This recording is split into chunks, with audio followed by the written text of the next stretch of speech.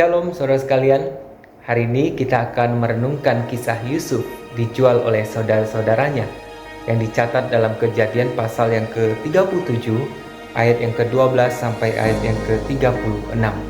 Nah, saudara, peristiwa ini terjadi begitu cepat dan tidak terduga.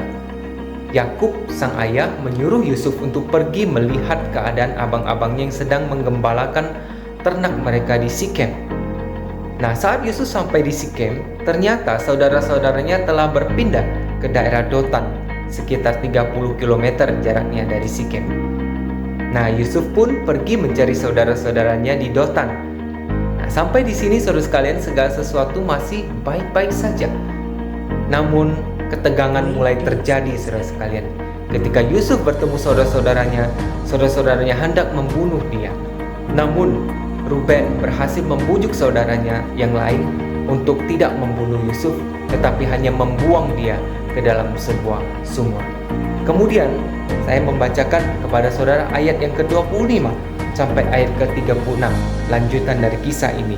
Saat saudara-saudara itu mereka sedang duduk makan. Ketika mereka mengangkat muka, kelihatanlah kepada mereka suatu kafilah orang Ismail datang dari Gilead dengan untannya yang membawa damar, balsam, dan damar ladan dalam perjalanannya mengangkut barang-barang ke Mesir. Lalu kata Yehuda kepada saudara-saudaranya, "Apakah untungnya kalau kita membunuh adik kita dan menyembunyikan darahnya? Marilah kita jual dia kepada orang Ismail ini, tetapi janganlah kita apa-apakan dia, karena ia saudara kita, darah daging kita." Saudara-saudaranya mendengarkan perkataan itu.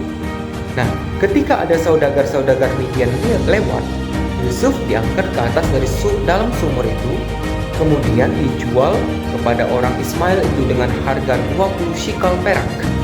Lalu Yusuf dibawa mereka ke Mesir.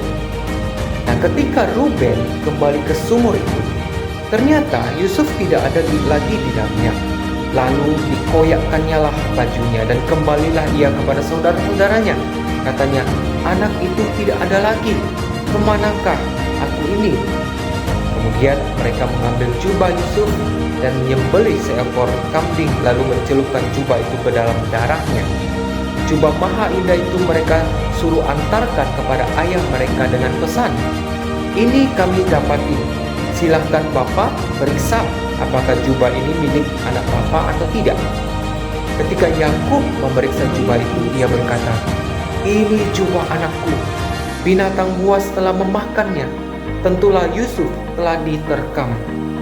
Dan Yakub mengoyakkan jubahnya, lalu mengenakan kain kabung di pinggangnya, dan berkabunglah ia berhari-hari lamanya.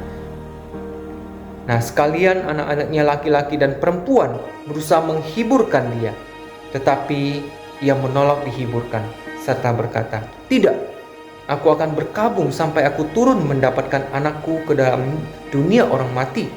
Demikianlah Yusuf ditangisi oleh ayahnya. Namun belum selesai saudara sekalian. Ayat 36 mengatakan, "Adapun Yusuf, ia dijual oleh orang Midian itu ke Mesir kepada Potifar, seorang pegawai istana Firaun, kepala pengawal raja." Saudara, Yusuf adalah anak kesayangan Yakub seperti kita ketahui. Itu sebabnya Yakub sangat berduka cita ketika ketika anak-anaknya membawa kabar kematian Yusuf yang direkayasa itu. Tapi saudara, menariknya, kisah Yusuf dijual ini tidak ditutup dengan tangisan saja, melainkan ditutup dengan sebuah keterangan bahwa Yusuf dijual ke Mesir kepada Potifar, seorang pegawai istana Firaun. Nah, apa artinya ini saudara sekalian? Ini menunjukkan bahwa kemalangan yang menimpa Yusuf bukanlah akhir dari cerita ini. Kemalangan yang menimpa Yusuf bukanlah penekanan dari kisah ini. Bagi saudara-saudaranya yang membenci dia, hidup Yusuf mungkin sudah berakhir. Yusuf yang sering membuat mereka gusar kini sudah tersingkirkan dari hidup mereka. Tetapi sesungguhnya kisah Yusuf belumlah berakhir. Sebaliknya, kisah Yusuf baru saja dimulai. Saudara, ada banyak hal dalam hidup ini yang terlihat seperti sudah selesai, tidak ada harapan lagi. Tetapi sesungguhnya Allah baru saja memulai sebuah kisah yang luar biasa melaluinya. Bagi manusia, kemalangan, penderitaan mungkin menunjukkan sudah selesai. Tidak mungkin ada harapan lagi.